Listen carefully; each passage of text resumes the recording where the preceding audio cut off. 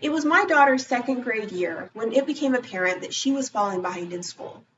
She was struggling academically, but also socially, because the more her grades dropped, the more insecure she became, and she was being bullied in school for it. It wasn't until her fifth grade year that she finally got some help, but by then she was feeling so defeated that it was hard to get back on track.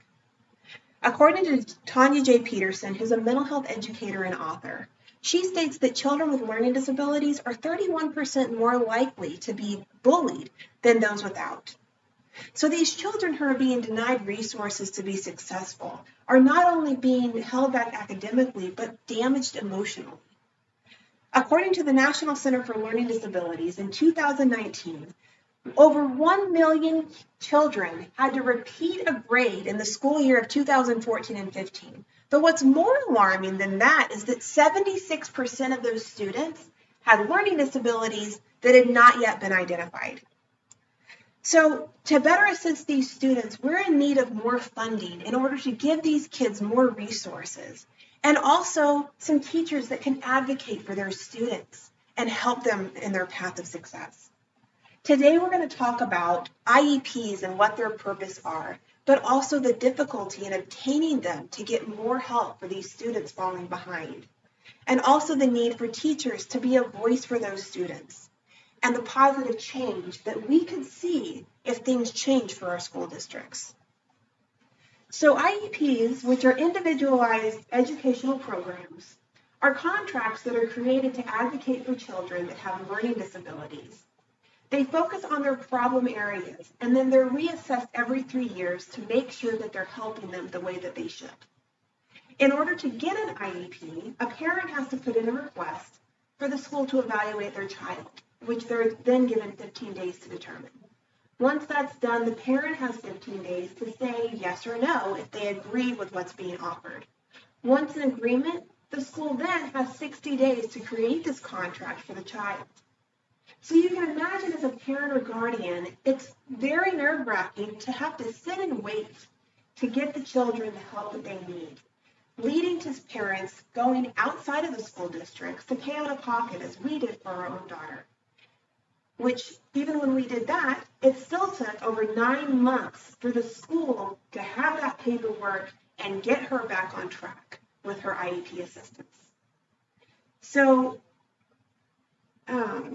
as it states in vincent.edu.com, since an IEP can be drawn up at any point during the year and must be revisited and renewed within 1 calendar year of its activation, it can be incredibly difficult to keep track of all of these children that are needing extra help.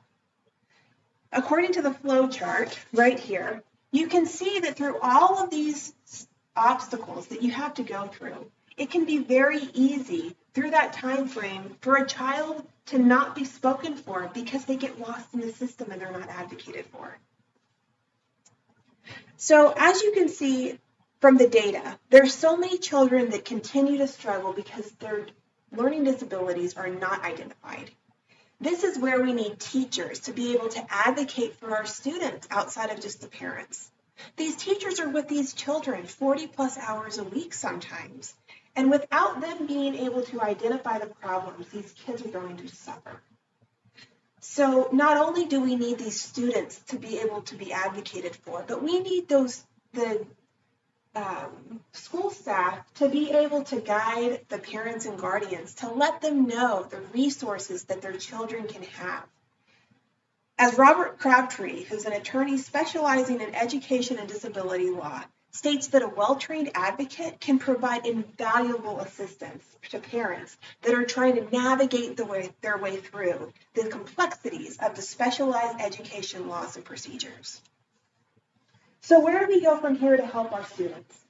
This is my hope for the future education, that nationwide they can provide more powerful systems in order to help the millions of kids that are struggling, so that we can keep track and know where we're at. By creating more substantial IT systems, so where we can see where the need is, where the funding is, and where we need to get to in order to properly staff our schools with enough teachers to help all of the students that are struggling. Not only do we need the extra funding and the extra resources, but we also need these teachers to be trained to identify these learning disabilities so these kids don't fall through the cracks and never reach their full potential.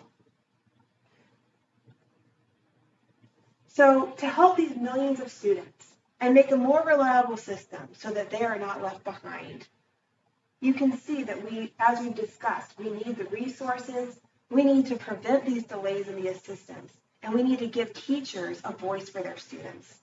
We cannot repeat history and let millions more fall behind because of lack of assistance. So I think about Olivia, my daughter. Had she received assistance sooner, would she have been bullied for so many years?